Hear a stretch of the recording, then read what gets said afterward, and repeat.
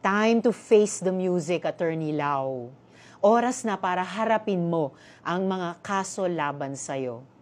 Ngayong nasa kamay ka na ng batas, aminin na rin sana kung sino nga ba ang mga big boss na may pakana at nakinabang sa korupsyon sa bilyong-bilyong COVID-19 funds.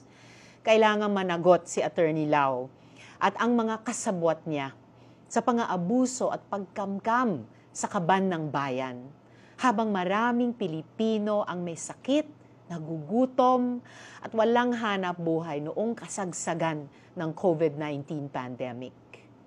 Finally, Attorney Lau's arrest should serve as a lesson to all who misuse and abuse their public positions to serve evil ends.